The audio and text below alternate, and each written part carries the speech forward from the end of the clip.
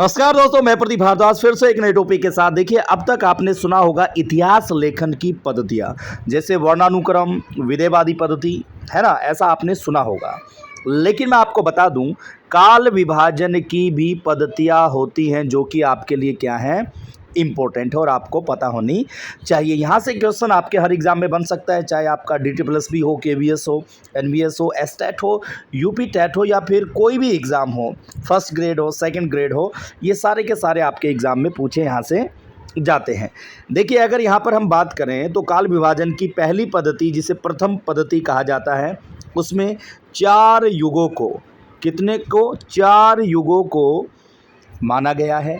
इसमें 4 युग कौन से होंगे, जैसे आदिकाल, है ना, भक्ति काल, रीति काल और आधुनिक काल। चलो बिल्कुल ठीक है। अब क्वेश्चन क्या एग्जाम में पूछा जाएगा, क्वेश्चन पूछा जाएगा इस प्रथम पद्धति को किसने अपनाया है। तो भाई हमारा आंसर होगा इसमें शुक्ल जी ने और नागरी प्रचारणी सभा ने इस पद्धति को अपनाया। चलो जी, बढ़िया है। उसके बाद नेक्स्ट पॉइंट की अगर हम बात करें, जो द्वितीय पद्धति है, इसमें 3 युगों को क्या है, माना गया है। अब 3 युग कौन कौन से हैं, अब ये आप समझ सकते हैं। इन 3 युगों की बात करें, आदिकाल, मध्यकाल और आधुनिक काल, इन पॉइंट्स को प्लीज़ आप लिख लेंगे। यहाँ पर अगर मैं बात करूँ, जो पहली जो पद्धति मैंने आपको बताई, ये जो पहली जो पद्धति थी, ये पहली जो पद्धति थी, इसमें मैंने क्या बताया, आदिकाल, भक्ति काल, रीति काल, आधुनिक काल। ठीक है, क्लियर। ये आपको याद रखना है, जो कि आपके लिए इम्पोर्टेंट पॉइंट हो सकता है। अब हम बात करते हैं दूसरी पद्धति की, द्वितीय पद्धति की हमने बात की, जिसमें 3 युगों की क्या की गई है, कल्पना की गई है, 3 युगों की। अब वो 3 युग कौन कौन से हैं, आदिकाल, मध्यकाल, आधुनिक काल, लिख लेंगे। अब अगला क्वेश्चन यहाँ से क्या बनता है कि भाई द्वितीय पद्धति को किसने माना, या 3 युगों की कल्पना, काल विभाजन की जो पद्धति है उसमें किस किस का नाम लिया जा सकता है।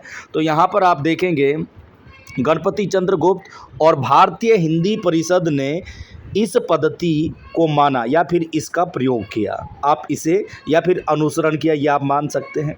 ठीक है, क्लियर। ओके जी, क्लियर। अब अगली पद्धति की हम बात करते हैं।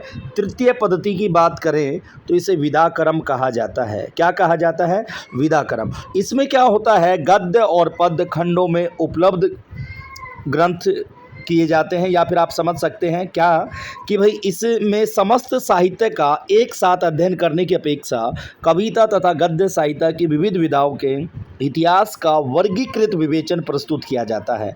अनेक खंडों में उपलब्ध साहित्य इतिहास ग्रंथ इसके क्या हैं, उदाहरण है, ये आप याद रखेंगे। उसके बाद हम बात करते हैं चौथी जो पद्धति है, जो कि इम्पोर्टेंट है, ऋजु पद्धति जिसे कहा जाता है।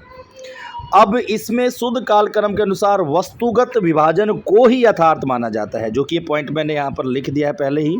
क्या, शुद्ध कालक्रम के अनुसार वस्तुगत विभाजन को ही यथार्थ विभाजन को ही यथार्थ माना जाता है, या फिर यथार्थ माना जाता है, एक तरीके से आप समझ सकते हैं। ठीक है, ये थोड़ा सा टाइपिंग एरर है, ठीक है, ये आप समझ लेंगे। शुद्ध कालक्रम के अनुसार वस्तुगत विभाजन को ही यथार्थ माना जाता है। इस पद्धति का अनुसरण आरंभ में विदेशी विद्वानों द्वारा प्रस्तुत इतिहास ग्रंथों में आंशिक रूप से किया गया है, ये आप याद रख सकते हैं। तो ये थी आज काल विभाजन की पद्धतियाँ, जो कि आपके लिए नया टॉपिक हो सकता है। कैसा लगा आज का टॉपिक, आप ऑफलाइन कमेंट करके आप ज़रूर बताएंगे। और ऐसी इंपॉर्टेंट टॉपिक मैं लेकर आता रहूँगा जिनको आप इग्नोर कर देते हो, और हर एक एग्ज़ाम में क्वेश्चन पूछे जाते हैं, चाहे UGC नेट हो, चाहे आप नेट या सेट एग्ज़ाम की तैयारी कर रहे हैं, कोई भी एग्ज़ाम हो, यहाँ से क्वेश्चन बनेगा ही बनेगा।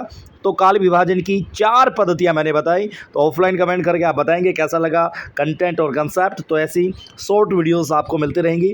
थैंक यू, नमस्कार, जय हिंदी, जय भारत, सतह से फतह तक। मिलते हैं नेक्स्ट वीडियो में नई चीज़ों के साथ। तब तक के लिए जय हिंदी, जय भारत, सतह से फतह तक।